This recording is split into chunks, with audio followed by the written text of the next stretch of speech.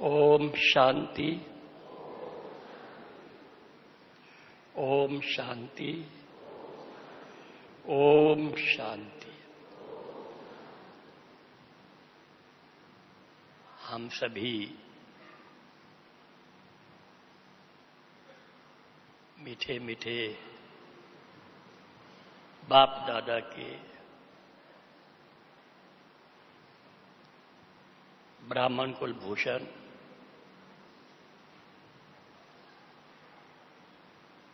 ईश्वरीय संतान बहुत बहुत सौभाग्यशाली है, पद्मा पदम भाग्यशाली है, क्योंकि स्वयं भगवान ने, प्रभु ने, ईश्वर ने हमको चुन लिया और अपना बना लिया, हमको ढूंढ लिया। इतनी बड़ी दुनिया है, इस वक्त लगभग 700 करोड़ मनुष्य आत्माएं सृष्टि पर विराजमान है। 7 बिलियन पीपल, उसमें से हम कितने हैं? ब्राह्मण कुल भूषण कितने हैं? कहते हैं 9 लाख है या ज्यादा होंगे। बहुत कम परसेंटेज है। उनको आके ढूंढा और चुना, ये बहुत बड़ा सौभाग्य है। स्वयं भगवान की, शिव बाबा की डायरेक्ट संतान, ईश्वरीय संतान बने हैं। और उससे अब यहां कैसे आए? उससे मिलन मनाने के लिए पधारे आप सभी। वो तो भगवान को ढूंढ रहे हैं, हम उससे मिलन मना रहे हैं। हमने उसको पा लिया, निश्चय पक्का, अतिशयोक्ति नहीं है। किससे पूछो, किसी को कहो कि हम भगवान से मिलने जा रहे हैं, वो तो आश्चर्य खाएंगे, हंसेंगे भी सही, ये क्या कहते हैं। वो कहेंगे जिनको भगवान मिल जाता है वो तो पता नहीं क्या बन जाते हैं। उनको ये मालूम नहीं कि पुरुषार्थ जो चलता है हमारा, केवल अभी हमारा पुरुषार्थ को परमात्मा को कोई मिलने का पुरुषार्थ नहीं, उसको ढूंढने का पुरुषार्थ नहीं है, देखने का पुरुषार्थ नहीं है, परंतु हमारा पुरुषार्थ भगवान को मिलने के बाद और तेज होता है। जो वो हमें ईश्वरीय इतना ऊंचा पद देने वाले हैं, इतना ऊंचा मर्तबा देने वाले हैं, हम उसको पाने का पुरुषार्थ करते हैं। वो तो केवल देखने का, कहता है एक रिंचक बात है, दिख जाए। तो भगवान को हमको ढूंढा, हमें भी ढूंढा, आपको भी ढूंढा। एक बहुत बड़ा सौभाग्य है। केवल चुना, कोई चीज चुनी जाती है, उसका कुछ लाभ लिया जाता है या उसको कुछ यूज किया जाता है। तो बाबा ने भी हमको ढूंढा, हमको निकाला, हमको अपना बनाया और अपने किसी कार्य में लगा दिया। ये उस भी बहुत पद्मा पदम भाग्यशाली। आप सभी जो कोई सेवाधारी बन के आए हुए हैं, कोई अपने सेवा केंद्र संभालते हैं, कोई सेवा में लगे हुए हैं, यदि भगवान के कार्य में लगे हुए हैं, भगवान ने अपना मददगार बना दिया। We are the helpers of God, हम भगवान के मददगार हैं। कहते हैं ना, वो कहावत है, खुदा उनकी मदद करता है जो स्वयं अपनी मदद करते हैं, परंतु हम we are the helpers of God, हम खुदा के खिदमतगार हैं, मददगार हैं। तो बताइए, शिव बाबा, बाप दादा हमारी कितनी मदद करता होगा, संभालता होगा। हम बहुत हमारा मददगार है। तो ऐसे हम सौभाग्यशाली बच्चे हैं। हमें भी आज से कितने 57-56 साल पहले बाबा ने ढूंढा, अपना बनाया। हम पढ़ते थे, जैसे पहले बताया आपको, पंजाब पटियाला में पढ़ते थे इंजीनियरिंग कॉलेज में। तो कहते ना ढूंढा कहीं कैसे, तो किसी ने जो उस इंजीनियरिंग कॉलेज में वो भी पढ़ने के लिए आए, जबरदस्ती बाबा ने उनको कहा कि जाओ। वो कहता था, क्योंकि जब ज्ञान मिलता है, आप सभी को मालूम है, बाबा की मुरली में भी थोड़े दिन पहले आया था, जब बाबा ने प्रवेश किया, साक्षात्कार कराया, अनुभूति कराई, तो ब्रह्मा बाबा ने क्या किया है ना, एक 4-5 दिन मुरली में आया था, वो क्या किया बाबा ने, सब कुछ अपना समर्पण कर दिया, स्वाहा हो गए, सारा इस ईश्वरीय कार्य में लगा दिया बाबा ने एकदम। तो फिर बाबा ने कहा कि उस मुरली में था, हमने तो बाबा ने, मैं समझा था कि जल्दी विनाश हो जाएगा, विनाश आया क्या? फिर बाबा ने कहा नहीं, ये तो बहुत बड़ी राजधानी स्थापन होनी है। बाद में मालूम पड़ा बाबा को, जब विनाश का साक्षात्कार हुआ, जब स्थापना का साक्षात्कार हुआ कि नई दुनिया ऐसे आनी है, तो बाबा एकदम स्वाहा हो गए, सब कुछ शरीर इस ईश्वरीय कार्य में लगा दिया, उसमें समर्पण कर दिया, प्रभु अर्पण हो गए। उसके बाद बाबा को फिर ये मालूम, धीरे धीरे रियलाइज हुआ, कभी विनाश, तो बाबा कहते हैं, दादियों को भी बाबा कहते थे अगली दिवाली नहीं आएगी। हम भी जब इस ज्ञान में आए, ऐसा लगता था कि विनाश हुआ कि हुआ, ऐसा लगता था, क्योंकि वैराग के लिए विनाश भी एक पॉइंट बहुत बड़ी बात है, बहुत अच्छी चीज है। इसी प्रकार से हमें भी बाबा ने चुना, किसी को भेजा, उसने हमें ज्ञान दिया। एक हमारे भ्राता ओम प्रकाश जी थे, इंदौर जोन में है, उन्होंने हमें परिचय दिया कि आप आत्मा है। मैं थोड़ा सुना रहा हूं बैकग्राउंड, बाबा मम्मा से मिलने से पहले क्या अनुभव हुए, उससे पहले थोड़ा कैसे ज्ञान मिला वो बता रहा हूं। तो उसने ये कहा कि आप तो आत्मा है। हमने कहा आत्मा कैसे है? बहुत दिन डिस्कशन होती रही। वो कहे आप आत्मा है, शरीर नहीं है। हम तो कहे हम आत्मा की बात कैसे माने, ये जो शरीर है, मशीनरी है, उसमें कोई एक पुर्जा फेल हो जाएगा तो मशीन बेकार हो जाएगी, आत्मा की इसमें क्या बात है? चलती रही डिस्कशन बहुत दिन तक। अंदर हम मानते थे, क्योंकि हिंदू धर्म को तो मानते थे, आत्मा शरीर सब चीज बात थी। एक दिन उन्होंने कहा कि आप एक मान जाओ कि आप आत्मा है। बस हमने कहा अच्छा, मैं आज मानता तो हूं, आज फिर से ये मैं निश्चय करता हूं कि मैं आत्मा हूं। अभी शुद्ध आत्मा की बात नहीं, आत्मा हूं। बस यही मेरा कहना था कि मैं आत्मा हूं, बस इतना ही बोलना था, ये मानना था। उसी वक्त से अनुभूति होनी शुरू होगी, अनुभव होना शुरू हो गया, शरीर से न्यारापन महसूसता होनी शुरू होगी। जिसको भी देखे आत्मा भ्रुकुटी में आए, उस वक्त कोई बिंदु रूप नहीं था जो बाबा बताते थे, अंगुष्ठ सदृश बाबा कहते थे। तब अभी ज्ञान नया नया रिफाइन हो रहा था, तो हम कहते हैं आत्मा भ्रुकुटी में निवास करती है, अंगुष्ठ सदृश। ये हमें ज्ञान मिला, उसी अनुभूति में हम चलते रहे। एकदम शरीर से न्यारापन महसूस हुआ, जिसको भी देखे उनकी भ्रुकुटी में देखे आप आत्मा है, ये आत्मा है, ये आत्मा है। सबको आत्मा रूप में देखने का स्वतः पुरुषार्थ हो गया, स्व अनुभूति होनी शुरू होगी, खुशी आने लगी, शांति आने लगी, आनंद आने लगा। इसी एक बात से बड़ा आनंद, मजा आ गया।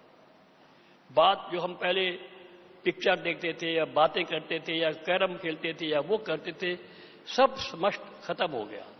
एकदम जैसे अंतर्मुखता में हम चले गए, बड़ा आनंद आया, बहुत मजा आया। तो हमने उसके कहा भाई को, भाई अब हमें ये क्या इतना जबरदस्त चीज है, हमें पूरा ज्ञान सुनाइए। तो उन्होंने आत्मा क्या है, परमात्मा शिव ही परमात्मा है, ये ज्ञान सुना तो वंडरफुल लगा। हम कुरुक्षेत्र में रहते थे, वहां दुख भजनेश्वर, कई के मंदिर थे, स्थानेश्वर, रामेश्वर, इतने मंदिर थे, जाते थे, शिवलिंग था, शंकर था। तो ये जो परमात्मा कौन है, ये एकदम बुद्धि में बैठ गया। उसके बाद राम क्या है, रावण क्या है, कृष्ण क्या है, कंस क्या है, सृष्टि चक्र 5000 वर्ष क्या है, ये जब ज्ञान मिला बहुत ही सुंदर लगा। क्योंकि हम गीता पहले पढ़ी हुई थी, बचपन से ही भागवत, रामायण, पुराण ये सब हमने सुन रखे थे, 10 साल की एज तक की। तो जब ये मिला कि सृष्टि चक्कर 5000 वर्ष का और हूबहू रिपीट होता है। इससे तो बहुत सुंदर और ये निश्चय बार क्या है। क्यों?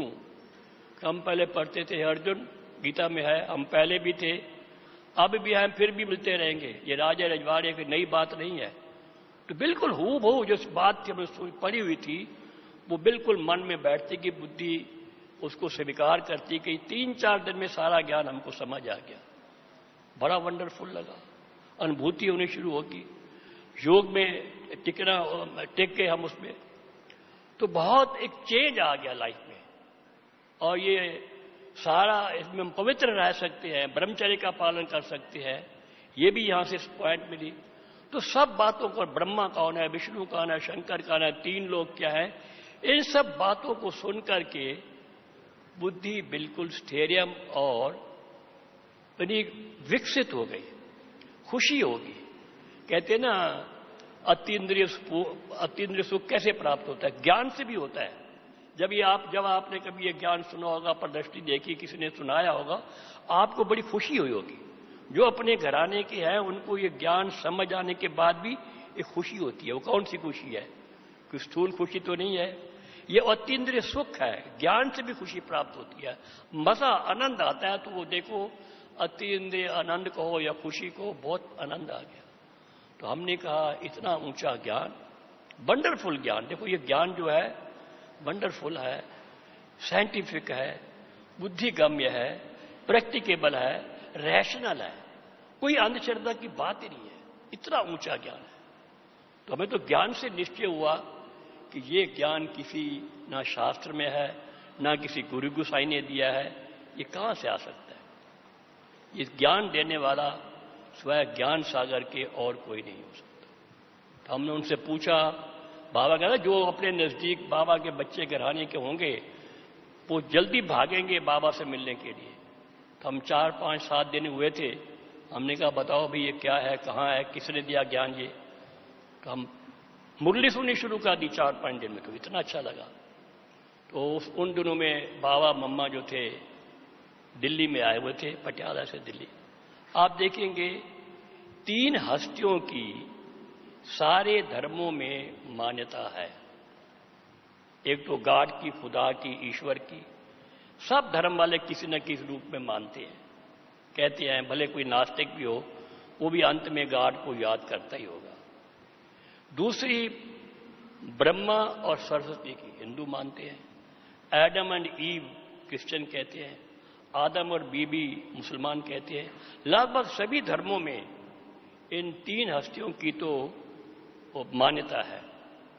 तो हम किससे मिलने जा रहे थे? उन्होंने कहा कि बाबा मम्मा जो है दिल्ली में आए हुए हैं। तो बड़ा वो था, क्यूरियोसिटी थी कि जिनके द्वारा ये ज्ञान दिया जा रहा है, जिनके द्वारा इतना बड़ा कार्य किया जा रहा है, जो नई दुनिया की स्थापना के मददगार है, जो बनाने वाले हैं, उनसे तो मिलना चाहिए। तो हम चल पड़े, 5-7 दिन हुए थे। बाबा मामा से मिलने के लिए दिल्ली रजौरी गार्डन में पहुंचे। तो रात्रि को पहुंचे, पहली दफा दिल्ली में जा रहे थे। जिस कोठी में बाबा मामा रहे हुए थे वहां का 11 बजे रात को पहुंचे। वातावरण बहुत ही अट्रैक्ट कर रहा था। प्रातः उठे, बाबा मामा की क्लास में गए और फिर उसके बाद इंडिविजुअल मिलना हुआ। पहला जो इंप्रेशन था, जैसे ऐसे मिल रहे हैं, सामने 2 फरिश्ते बैठे हुए, वाइट, सब चीज वाइट ही वाइट है। उसके बाद ऐसे जैसे बैठे हुए हैं, ऐसे मिल रहे थे बाबा, ऐसे दिख रहे थे जैसे यही वास्तव में मेरे लौकिक कहो अलौकिक को या ही मेरे माता पिता हैं, यही हमारे वास्तविक माता पिता हैं। ऐसी फीलिंग आई। हमें किसी ने नहीं कहा था कि बाबा मामा से कैसे मिलना होता है। बाबा से मेरे उन गोद में जाकर के जप्पी पा करके बाबा ने थपथपाया। और जो मुझे पहला वरदान मिला मैं आपको सुनाता हूं। बाबा ने मेरे प्रति क्या कहा। हम कहते हैं, बाबा कहता है मैं किसी की नहीं जानता हूं, मैं तो अंतर्यामी नहीं हूं या जानी जाननहार नहीं हूं। तो लेकिन मुझे तो ऐसा लगा कि बाबा अंतर्यामी भी है, जानी जाननहार भी है।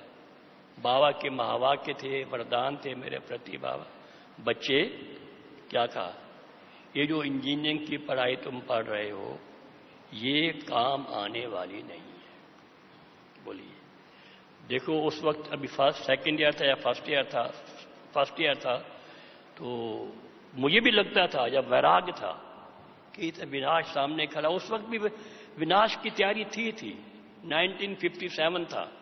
उस वक्त क्या ये प्रचलित था कि 1857 में लड़ाई इंडिपेंडेंस वार हुई थी।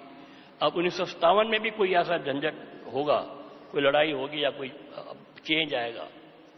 उस वक्त नहर स्वेज और मिस्र और अरब में बहुत लड़ाई झगड़ा होता रहता था, तो कभी भी लड़ाई छिड़ सकती थी, ऐसा थर्ड वार कभी भी हो सकती थी। तो हमने कहा ठीक है बाबा, हमें तो लगता था विनाश हुआ कि हुआ, जल्दी विनाश होगा। तो हमने कहा बाबा ठीक है, आप कहते हैं तो क्या करना है पढ़ाई पर। तो एक और जो वैराग्य था और ज्यादा वैराग आ गया। तो हम जब बाबा मामा से मिलकर वापस आए, बाबा मामा को देखा, उनके बाबा ने जो वरदान दिया कि बच्चे ये पढ़ाई तुम्हारे काम आने वाली नहीं है, तो बहुत और ही वैराग आ गया। तो हमने वापस आकर बाबा को एक लेटर लिखा इंग्लिश में, और बाबा ने भी उसका जवाब इंग्लिश में दिया कि यही इंस्ट्रक्शन दी कि बी पेशेंट, यानी सब्र रखिए, और ये जो ज्ञान है अपने लौकिक परिवार को और साथ साथ जो को इंजीनियर्स हैं उनको ये ज्ञान दीजिए। तो हमने कोशिश की, जो हमारे स्टूडेंट्स थे, इंजीनियर्स थे, उनको ज्ञान दिया। उन दिनों में एक त्रिमूर्ति मैगजीन निकलती थी, अब तो है ना ज्ञानामृत है, सब धारणाओं की योग की बातें हैं। उन दिनों में त्रिमूर्ति मैगजीन निकलती थी जिसमें विशेष सारा ज्ञान होता था। आप उसका एक पेज खोलेंगे परमात्मा सर्वव्यापी नहीं, दूसरा पेज खोलेंगे गीता का भगवान श्री कृष्ण नहीं, तीसरा 84 लाख, जितनी भी बाबा की कंट्रास्ट की बातें थी वो सारी उस मैगजीन में होती थी। और कोई ये आजकल की जो हम अनुभव, ये वो भी तो अनुभव करने वाले पैदा हो रहे थे, हमने वो ली, हम सब वो बांटते थे अपने उनको इंजीनियर्स को। वो कहते थे ये क्या बात है, नई नई बात है। आप आज बाबा ने कहा ना तो औरों को ज्ञान सुनाओगे तो वो उनको बहुत नया लगेगा, कहते ये बातें कैसे हो सकती है, परमात्मा सर्वव्यापी, दुनिया सारी मानती है सर्वव्यापी नहीं, आप कहते हो सर्वव्यापी नहीं। उससे डिस्कस 5 मिनट भी डिस्कस करते थे, वो कन्विंस हो जाता था। तो एकदम वो इतनी फोर्स होती थी, मोमेंटम होता था, एंथुजियाज्म होता था हमारा, वो कन्विंस होते जाते थे हमारी एक स्टूडेंट्स की क्लास वहां होगी। इस प्रकार से चला, तो वहां सेंटर खोल गया, वहां कई प्रकार की सेवा हुई। फिर मैं बाबा ने कहा था लौकिक परिवार को भी ज्ञान दो। हम अपने लौकिक घर में गए थे, वहां पर लौकिक परिवार, माताजी पिताजी आसपास सबके लोगों को ज्ञान दिया। भोले भाले गांव के लोग थे, तो हमारे लौकिक पिताजी बड़ी भक्ति करते, श्री कृष्ण के अति अथाह भगत थे, बहुत भगत थे। उन्होंने ये कंडीशन रखी कि अगर आपका बाबा अगर हमें कुछ दिखा दे, मैं बता रहा हूं कैसे बाबा बच्चों को टच करता है, तो फिर हम मानेंगे परमात्मा ये ज्ञान दे रहा है कि आपका बाबा ठीक है। यानी कोई साक्षात्कार करा दे तो फिर मानूंगा मैं। आप जानते हैं हमारे यहां भोग उन दिनों में तो हफ्ते में 2 बार भोग लगते थे, गुरुवार को भी और संडे को भी। और एक हमारी ध्यानी दादी होती थी, आती थी अंबाला से विशेष भोग लगाने के लिए। वो ऐसे हाथ करेंगे, कभी फूल देंगे, कभी वो देंगे, कभी वो देंगे, संदेश लेके आएंगे। हम भी देखते थे, लेकिन बाबा कहता था ध्यान के कोई खास बात नहीं है, ध्यान से कोई वो पद मिलने वाला नहीं है। कोई ध्यान को बाबा को ज्यादा वो वैल्यू नहीं देते थे। हम देखते थे, हम कहते ठीक है जो भी है, हम तो ज्ञान से मतलब है, ध्यान की बात नहीं। मैंने पिताजी से कहा कि भाई मुझे तो ध्यान अभी कोई हुआ नहीं, कभी देखा नहीं मैंने, कोई साक्षात्कार नहीं हुआ, तो मैं कैसे कर सकता। फिर भी हम एक दिन गुरुवार को बैठे थे, ध्यान वो भोग लगा रहे थे बाबा को, अपने गांव में ही हम थे, कोई ना कोई बहन थी, ना कोई किसी को अभी पूरा ज्ञान भी नहीं था। तो हमारे लौकिक फादर उठ के खड़े हो जाते हैं, खड़े होकर किसी चीज को पकड़ने की कोशिश करते हैं, इधर पकड़ते हैं, इधर पकड़ते हैं, इधर पकड़ते हैं, वो उनके हाथ में नहीं आता है।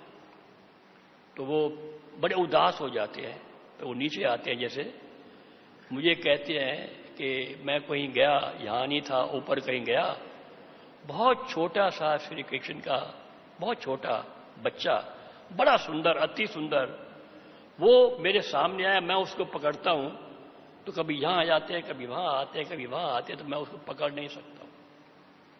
तो फिर वो ब्रह्मा बाबा सामने आया, वो कहते हैं, बच्चे जब तुम निश्चय बुद्धि होगे और इस ज्ञान को धारण करोगे, धारणाओं पर चलोगे, तो श्री कृष्ण तुम्हारी गोद में आएगा। तो ये बाबा ने उनको संदेश दिया, क्योंकि इतनी भक्ति उन्होंने की हुई थी और वो निमित्त थे हमारे सारे लौकिक परिवार के, जब हम कहीं बड़े थे। तो मैंने कहा अच्छी बात है, उन्होंने कहा मैं तो अब करूंगा। उनको हमने सारा ये होता ना योग लिख दिया, मैं आत्मा हूं, शुद्ध आत्मा हूं, जैसे अभी कमेंट्री होती है, मैंने उर्दू में उनको लिख दी। वो चलते चलते भी, बैठे बैठे भी उसको अंदर अंदर रिवाइज करते रहते थे। तो अगले हम गुरुवार को फिर भोग बैठे, फिर वो ध्यान में चले गए। ध्यान में गए और वो श्री कृष्ण उनके सामने आया, वो उनकी गोद में आया। इतने उनके आंसू आए, इतने वो खुश हुए, सारी उसकी जो थी वो मनोकामनाएं बाबा ने पूर्ण कर दी। बहुत खुश हुए, सारा परिवार देख रहा था, सब गांव वाले भी देख रहे थे। इस चीज को देख करके हमारे और जो वो हमारे परिवार के वो ज्ञान में आ गए, वो संदेश ही बन गए। हम बताएं आप, हम के बाबा, हम पिताजी कहते थे जाओ संदेश लेके आओ, वो संदेश लेके आते थे।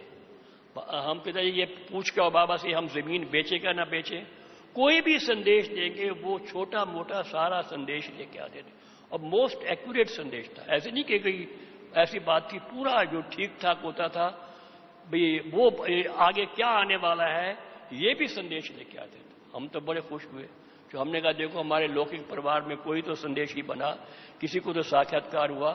इस प्रकार से पूरा परिवार, माताजी, पिताजी, 3-4 भाई, सारे इस ज्ञान में चल पड़े।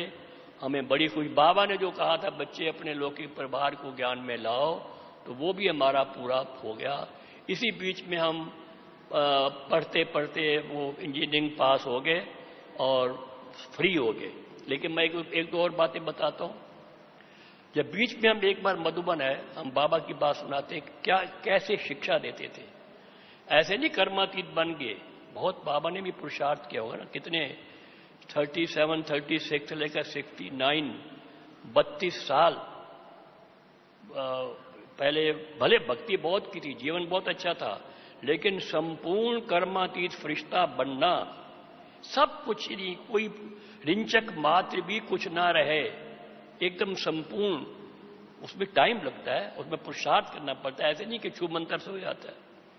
तो हम जब एक दफा मधुबन में आए, अभी इंजीनियरिंग जब पढ़ते थे, हमारे पास कैमरा था। उस वक्त बाबा की एज 82 होगी या 80 होगी जब हम आए थे, 58 में या 57 में आए थे, याद नहीं है। तो एक बड़ा अच्छा नजारा देखा। सबसे बड़ी बात तो ये देखी हमने, उस वक्त बाबा बच्चों के साथ खेल रहे थे। अभी जो शांति स्तंभ है या इधर ट्रेनिंग सेंटर है, ये सारा पूरा मैदान था, टेनिस कोर्ट था, वहां बाबा बच्चों के साथ होते ना, ये क्रिकेट खेलते हैं आजकल के, ऐसे छोटी गेंद को ज्यादा बेशुरतन उनको गेंद फेंकते थे और बाबा खेलते थे, बच्चे सारे पकड़ते थे। ये नजारा देख करके बड़ा अच्छा लगा। कहाँ शिव बाबा, प्रजापिता ब्रह्मा और सब ये सब ब्राह्मण बच्चे, कैसे कितना सुंदर नजारा है। तो मैंने एक फोटो लेने की कोशिश की, बाबा ने खेल बंद किया, कहता बच्चे नो, नहीं लेनी। मैंने बाबा से कहा क्यों? बाबा ने एक महावाक्य शिक्षा को उच्चारण के, बच्चे मेरी तो फोटो आएगी नहीं। ये कौन बोल रहा है? कौन बोलता है ये? मेरी तो फोटो आएगी नहीं। निराकार शिव बाबा बोल रहे हैं ना। बच्चे ये शरीर तो किसी काम का नहीं। यानी बाबा हमेशा इन चीजों से परे थे। ये फोटो, ये वो चीज, उसमें वो चीजें, वो इन इस प्रकार की नहीं, खत्म। यानी शरीर को मत देखो, देखना किसको है? आत्मा को देखो। बाबा कितनी बार बार बार कहते हैं, बच्चे स्वयं को आत्मा समझ, बाप को याद करो। प्रैक्टिकल शिक्षा दी, बच्चे इन चीजों से परे, फोटो से परे, इन बातों से परे। खेलते समय भी किससे? बाबा पूछते थे किससे खेल रहे हो? पूछता था बाबा खड़े होकर के, किससे खेल रहे हो? शिव बाबा से खेल रहे हैं। जब हम पैदल चले गए, बाबा पीछे मुड़ के पूछेंगे बच्चे किसके साथ चल रहे हो? जब खाना खाएंगे पूछेंगे बच्चे किसके साथ खा रहे हो? तो ये बार बार बाबा जो थे शिव बाबा की याद कराते थे, और ये भी कराते थे कि तुम आत्मा हो शिव बाबा को, प्रैक्टिकल कराते थे। एक और नज़ारा देखा हम, 57 की बात है, उस वक्त सभी हमारे जो थे पूर्वज जिंदा थे। बाबा की युगल जो सोदा थी वो भी जिंदा थी। तो जब बाबा वो क्या बोलती थी? बाबा। अब बाबा उसको बच्ची बोलती थी, बोलो। और मम्मा की माँ रोचा थी, वो मम्मा को मम्मा बोलेगी और मम्मा उसको बच्ची बोलेगा। तो कितना जबरदस्त है। मालूम नहीं पड़ता था कि आपस में कोई लौकिक संबंधी भी यहाँ है कि नहीं है। हमारी दादी गुलजार हैं, उनकी मदर थी ऑलराउंडर। हम कितने साल पांडव वन में दिल्ली में रहे, हमें नहीं मालूम पड़ा कि ये ऑलराउंडर दादी जो है वो दादी गुलजार की माता जी है। ये लौकिक से बिल्कुल पार थे, एकदम अलौकिक, कोई लौकिक की बात नहीं। तो ऐसे बनना हमको। बाबा क्या कहते हैं, जब आज मुरली में क्या था, जब तक पूर्ण तन मन धन सब नहीं भूला है, देश है देश के संबंधियों को नहीं भूला है, अपने को आत्मा नहीं समझा है, और मुझे याद मेरी शरण में मुझे याद नहीं किया है, तो कैसे पहुंचेंगे मेरे पास? तो ये प्रैक्टिकल नज़ारा देखा हमने वहां पर। तो बाबा ने ये कहा। तो इस प्रकार से हम पहली मुलाकात बाबा से थी। मम्मा बाबा दोनों से मिल करके उनसे फिर हम वापस आए। फिर हमारा पूरा लौकिक परिवार ज्ञान में आ गया। इंजीनियरिंग पास कर ली, पास की किसी प्रकार से पास की। हम पहले फर्स्ट आया करते थे हर का, लेकिन जब वैराग आ गया, पढ़ने की इच्छा नहीं, बाबा ने कहा पढ़ाई काम नहीं आएगी, तो फिर भी किसी न किसी प्रकार से वो लेकर के डिग्री लेने हम गए नहीं। बाबा से मिलने के लिए माता पिता को लेकर के फिर आए। और बाबा ने तो कहा, बच्चे मैंने तो कहा था तुम्हारी पढ़ाई काम आने वाली नहीं है, तो बच्चे तुम सेवा में लग जाओ। पहले था एक इंजीनियर डिग्री होल्डर को बाबा ने कहा, बच्चे तुम्हें कोई जॉब करने की दरकार नहीं है। उस वक्त कम भाई बहन थे, सेवाधारी भी कम थे, अब तो बहुत सेवाधारी हैं। तो हमको भेज दिया भ्राता जगदीश जी के साथ। 3-4 साल तक हम जब भ्राता जगदीश जी के साथ रहे। बड़े बड़े महारथियों पूर्वजों के साथ हमें मिलने का, उनके साथ मिलकर सेवा करने का, कंधा से कंधा मिलाकर के चलने का, उनसे इंस्ट्रक्शन लेने का, हर प्रकार की उनसे वो उनके साथ मिलकर चलने का मौका मिला। भ्राता दादा विश्व किशोर जी थे, उन्होंने हमें प्रिंटिंग का पहले काम सिखाया। दादा भ्राता जगदीश जी, दादा विश्वरतन जी, दादा चंद्रहास जी, जितनी भी हमारे भाई थे सबसे भी साथ मिलकर के काम करने का मौका मिला। सब दादियां, दादी प्रकाशमणि जी, दीदी मनमोहिनी जी, जितनी दादियां, दीदी ब्रजेंद्रा जी, दादी चंद्रमणि जी, सभी के साथ किसी न किसी प्रकार से मिल करके उनको सहयोग देने का और सहयोग लेने का हमको मौका मिला। बहुत बड़ा भाग्य है।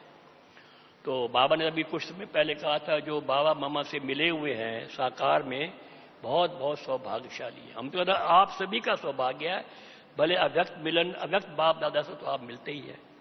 फिर हमें वहां पर गए, भ्राता जगदीश जी के साथ 3-4 साल सेवा करने का मौका मिला, उनसे मिलने का मौका मिला। फिर हमें चित्रशाला बनाई। हमें एक वो जब चित्र बनने शुरू हुए तो हमने एक स्टूडियो बनाया, उसमें 3-4 आर्टिस्ट अम्प्लॉय किए। तो चित्र हमने बनवाने शुरू किए, सीढ़ी का चित्र बनवाना शुरू किया, बाबा को भेजा, बाबा को बहुत अच्छा लगा। तभी फिर बाबा से हमारी पत्र आने हमको शुरू हुए। बाबा चाहते थे, यानी दीदी भी चाहती थी, बाबा भी चाहते थे ये कुछ कार्य करें। तो बाबा हम एक बार क्या हुआ, क्योंकि भाया बहुत लंबा टाइम कम है, तो हम एक चित्रों का सेट बनवा करके आर्टिस्ट से 20 चित्रों का बाबा के पास मिलने के लिए मधुबन में आए। उस वक्त ये हिस्ट्री हॉल बन चुका था। बाबा ने चित्र वहां पर रखे और बाबा ने पूरे देखे, कोई करेक्शन दी, इंस्ट्रक्शन दी, कई बातें बताई। फिर बाबा अपने कमरे में आए। तो हमको बुलाया है। हमारी फर्स्ट अटेम्प्ट थी चित्र बनवाने की। बुलाया बाबा ने, और मैं नीचे, अब बाबा का कमरा आपने देखा हो, गद्दी है, इधर चारपाई है, मैं नीचे बैठने लगा। बाबा ने कहा नहीं बच्चे मेरे साथ गद्दी पर बैठो। मैं तो अपने को बहुत छोटा, हमने क्या काम किया था। बाबा तो चाहे तो किसी को टच करके बड़े बड़े आर्टिस्टों को भी काम करा सकता है।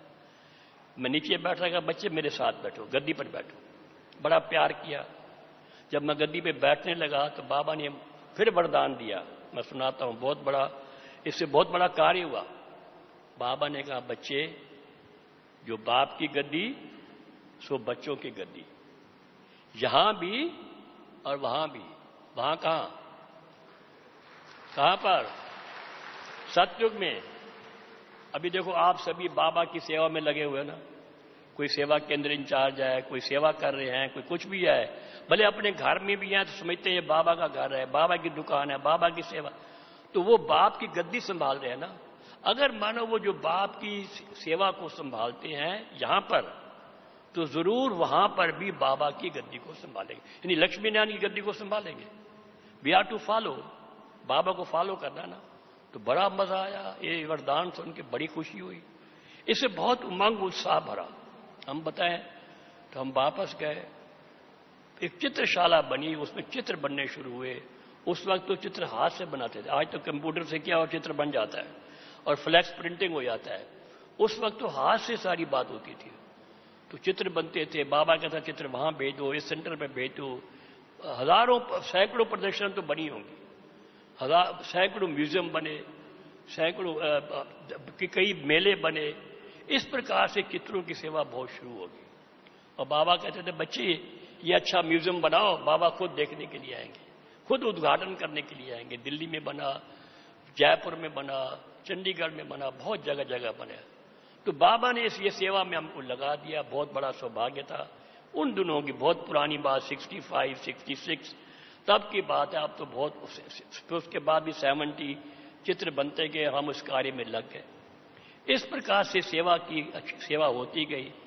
और फिर बताया ना 1982 में जगदीश भाई सब फॉरेन की सेवा में बिजी हो गए, तो हमको कहा ये पब्लिकेशन डिपार्टमेंट भी आप संभालो, आप काम करो। उसमें भी कार्य चलता रहा, बहुत बना। इस प्रकार से बाबा ने भिन्न भिन्न प्रकार से सेवा ली। हम बताएं, बाबा को हम देखते थे, क्या देखते थे, हमेशा बेफिक्र बादशाह थे, ऑलवेज।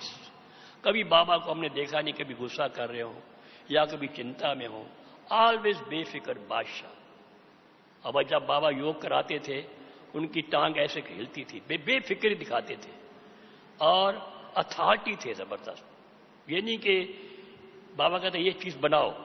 देखो सीढ़ी के चित्र में आप देखेंगे, वो गुलजारीलाल नंदा लेटा हुआ है, नीचे उसके वो है कांटों पर लेटा हुआ है, और वो फॉरेन वाले उसको पैसा दे रहे हैं, 5 ईयर प्लान की ऐसी बात कुछ है। बाबा कहते थे नहीं करो ये, कोई कुछ कहेगा, कुछ डरने की बात, रियलिटी है, इट इज रियल कि भारत जो सरताज था कंगाल बन गया है। बाबा ने कहा चित्र बनाओ, पैराडाइज लास्ट, पैराडाइज गेन।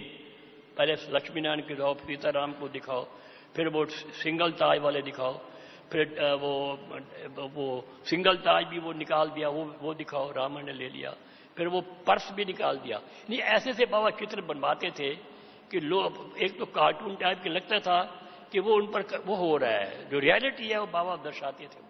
कभी किससे वो बात नहीं थी घबराने की बात, गवर्नमेंट क्या कहेगी, वो कहेगी, no it is reality. Ravan राज बाबा कहते थे, राम राज कहाँ है।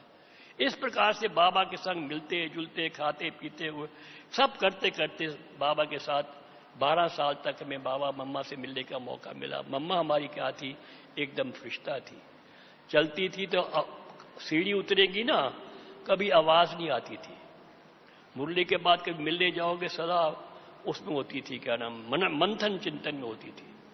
कभी कोई बात कहनी हो, मुख से नहीं बोलेंगे, मुस्कुरा देंगे तो बात समझ आएगी। मैं एक बताता हूं छोटी सी बात।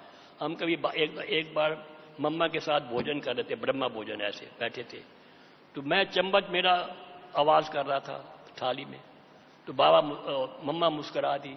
मैं समझ गया कि देखो जब खाना खाते समय कभी आवाज नहीं आनी चाहिए, ना मुख की आवाज ना उसकी, बड़ा धीरे धीरे करना चाहिए, एकदम समझा दिया। इस प्रकार कई बातें थी जो मम्मा केवल मुस्कुरा करके ही समझाती थी। चलते रहे। बाबा हमेशा कहते थे मेरी महिमा मत करो, ब्रह्मा बाबा कहते थे, उसकी करो। जब कोई बाबा के सामने कोई गीत या कविता सुनाता था तो जब ब्रह्मा बाबा का नाम आएगा ना, कहता चुप हो जाओ, बस। वो कहता उस एक को ही याद करो, बुद्धि लोग उसमें लगाओ। इस प्रकार से बाबा मम्मा के साथ चलते चलते और मिलते मिलते बाबा देखा बाबा को कैसे संपूर्ण कर्मातीत फरिश्ता बन गए। लास्ट तक कैसे बने कर्मातीत फरिश्ता? बहुत पुरुषार्थ करना पड़ा, ऐसे तो नहीं है। कहां उसका धीरे धीरे धीरे करते कैसे हो गए। तो हमको भी क्या बनना है? क्या बनना चाहते हैं हम? बोलो, क्या बनना चाहते हैं? बाप समान कर्मातीत फरिश्ता, ठीक है? यही बनना ना, यही हमारा लक्ष्य है ना। तो कैसे बनेंगे? पहले बताओ कैसे बनेंगे। बाबा ने क्या क्या देखो, हम बने बाबा को जब देखते थे, सारे गुण जो शिव बाबा में थे वो ब्रह्मा बाबा में उपस्थित हो गए थे। ज्ञान के सागर। अब देखो, अंत तक 1969 18 जनवरी की कितने अव्यक्त होने से 1-2 घंटे पहले बाबा के मुख से क्या निकल रहा था? ज्ञान की धारा बह रही थी। कभी कभी वो ज्ञान सुनाना उनके ना हो, हमेशा ज्ञान अमृत निकलता रहता था। ये देखिए, ज्ञान के सागर थे वो बाबा, ब्रह्मा बाबा भी ज्ञान मास्टर ज्ञान सागर बन गए। वो पवित्रता का सागर थे। शिव बाबा पवित्रता के सागर, वो उनके भी पवित्रता पर कितना जोर दिया उन लोगों बाबा ने। कुछ भी हो जाए, बाबा कहते कुछ भी हो जाए पवित्रता को छोड़ना नहीं है। कितने झंझट हुए, कितने उन पर तकलीफें सहनी करनी पड़ी बाबा को, लेकिन नहीं। कितने हंगामे किए हम, मतलब हापुड़ का हंगामा हमारे सामने हुआ, इस पवित्रता के झगड़े हुए कितने, लेकिन बाबा ने इस पवित्रता के लिए कितना भी सहन। गाली खाई बाबा ने हमारे सामने। हम जब ज्ञान में, हमको भी गाली मिली, ब्रह्मा बाबा को भी गाली मिलती थी कि क्या सिंधिका आगे पहुंचा है। सब कुछ सहन करते हुए भी, सब कुछ फेस करते हुए भी पवित्रता का उसका जो गुण था वो उसको अपनाया और लोगों को अपनाने के लिए कहा। शांति के सागर थे हम, शांत बैठते थे, शांति की वाइब्रेशंस हमको चारों तरफ फैली हुई दिखती थी। वो प्रेम, कितना प्रेम था, बात मत पूछिए। बच्चों के लिए हम आते थे, मैं एक स्टोरी सुनाता हूं आपको। बच्चों की पालना कैसे करते, जैसे लौकिक माँ बाप बच्चों की पालना कर रहे हैं, ऐसे थे। और सबको सुखदाता तो थे ही। तो जो शिव बाबा में गुण थे वो ब्रह्मा बाबा के अंदर हमको प्रत्यक्ष दिखाई देते थे। तो क्या हुआ, ये गुण इतने गुणों के मास्टर हो गए तो कर्मातीत फरिश्ता बन गए। हमको भी बनना कर्मातीत फरिश्ता। तो कैसे बनेंगे? उस कर्मातीत बनने की पहली स्टेज क्या है, मैं आपको बताता हूं कि हम पहले तो हम ब्राह्मण जो है विकर्मा जीत बने। सोचो कि अभी हम ब्राह्मणों से कोई विकर्म नहीं होना चाहिए। अगर आप चाहते हैं कर्मातीत बनना, बाप समान बनना, तो नोट कीजिए कि अब इस वक्त हमारे से कोई विकर्म नहीं होना चाहिए। देखो, अगर अभी भी कोई विकर्म होता है तो कर्मातीत अवस्था से बहुत बहुत बहुत दूर है। This is first stage. Second stage is विकल्पा जीत, नो विकल्प। अब ब्राह्मणों के मन में, बुद्धि में कोई विकल्प नहीं आना चाहिए। ये बहुत दूर की बात, पिछली बात रह गई है, नो विकल्प। क्योंकि विकल्प या नेगेटिव संकल्प से आत्मा रूपी बैटरी डिस्चार्ज हो जाती है। तो ब्राह्मणों को डर होना चाहिए कि मेरे मन में, बुद्धि में कोई उल्टा ख्याल तो नहीं आ रहा। No no, not at all. अगर कर्मातीत बनना है तो ये second stage. Third stage is no व्यर्थ। अब बाबा क्या चाहते हैं? बाबा को पता है मेरे ब्राह्मण बच्चों में अब विकल्प भी नहीं है। विक्रम तो है ही नहीं, विकल्प भी नहीं है। पहले शुरू शुरू में बाबा कहते थे बच्चे विकल्प आता कोई हर्जा नहीं है, विक्रम मत करो। अब आप कहते नहीं, विक्रम तो है ही नहीं, विकल्प भी नहीं चाहिए, अब व्यर्थ भी नहीं चाहिए। अगर हम चाहते हैं कर्मातीत फरिश्ता बनना, बाप समान बनना, नो व्यर्थ। अब व्यर्थ क्या चीज है? व्हाट इज व्यर्थ? लोग कहते हैं, पहले सोचते थे क्यों, क्या, कब, कैसे, ये करना तो व्यर्थ है। दादी गुलजार जी कहते हैं नहीं, अभी आप यहां बैठे हैं, अगर आपकी बुद्धि बाहर चली जाती है या घर चली जाती है या किसी संबंध में चली जाती है, वो भी व्यर्थ है। जितना समय हम जहां जिस बुद्धि को जहां लगाना चाहें, मन को जहां लगाना चाहें, वहां लगा रहे, वो है समर्थ। तो नो व्यर्थ। और क्या होना चाहिए? इसके आगे और है, व्यर्थ अतीत, फिर है साधारण अतीत। नो साधारण, साधारणता नहीं चाहिए, अब असाधारण हो, विशेष हो। बाबा का हर कदम, मैं बताऊं, हमने देखा बाबा को, हर कदम, हर कर्म, हर बोल, हर संकल्प विशेष था। हम बता दें, है ना, बाप समान बनना है। हर कदम, उनका कदम कदम पे, है ना, पदम, हर कदम, हर कर्म, हर बोल, हर संकल्प विशेष था। तो हम ब्राह्मणों का भी हर कदम विशेष हो, हर कर्म विशेष हो, हर बोल विशेष हो और हर संकल्प भी विशेष हो। अब हम बताएं आपको, इन सब चारों में जो है संकल्प है, वो मोस्ट इंपॉर्टेंट चीज है। हम चाहते हैं लक्ष्मी नारायण बनना या इतना ऊंच पद पाना, उसके दो क्राउन होते हैं, क्राउन ऑफ लाइट और क्राउन ऑफ माइट। ये शुद्ध संकल्पों से ही ये दो क्राउन मिल सकते हैं। पॉजिटिव संकल्प से ही पावर भी आती है और प्योरिटी भी आती है। शुद्ध संकल्पों का खजाना जमा करने से ही प्योरिटी भी आएगी और पावर भी आएगी। वही चाहिए सत्युग में, crown of light and crown of might, और कुछ नहीं करना। देखिए, कहते as you think so you will become, यह नियम है। साइंस भी कहते हैं जैसा आप सोचोगे वैसा आप बनोगे। अगर हम सदा शुद्ध सोच रहे हैं, मैं आत्मा हूं, यही सोचना, कोई बड़ी बड़ी बात नहीं करनी है। मैं शुद्ध आत्मा हूं, शांत आत्मा हूं, शीतल आत्मा हूं, श्रेष्ठ आत्मा हूं, शक्तिशाली आत्मा हूं, मैं लाइट हूं, मैं माइट हूं, मैं स्वतंत्र आत्मा हूं, मस्तक मणि हूं, स्वागन हूं, मैं फरिश्ता हूं, मैं ब्राह्मण हूं, मैं देवता हूं। इन्हीं शुद्ध संकल्पों में रमण करते रहना। जब ये संकल्प आप कर रहे होंगे तो व्यर्थ तो आएगा ही नहीं। व्यर्थ को समाप्त करने का एक ही तरीका है कि शुद्ध संकल्पों में रमण करते चलो, करते चलो, करते चलो। चलते फिरते, खाते पीते, उठते बैठते, यही शुद्ध संकल्प हमारी मन में रहे। मन में संकल्प हो, बुद्धि उसको देखे। मैं आत्मा हूं, शुद्ध हूं, शांत हूं, शीतल हूं, श्रेष्ठ हूं, शक्तिशाली हूं, स्वतंत्र हूं, स्वागन हूं, कर्म इंद्रियों का राजा हूं, अजर अमर अविनाशी आत्मा हूं।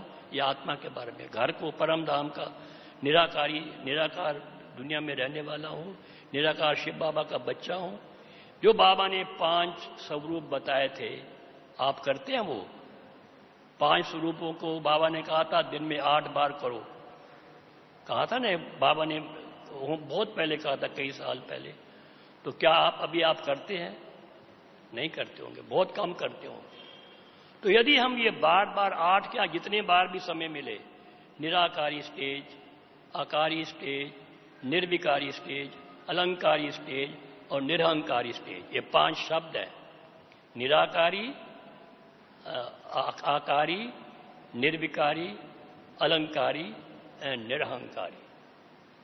निराकार आत्मा और आकारी फरिश्ता, निर्विकारी देवता, अलंकारी पूज्य और निरहंकारी ब्राह्मण।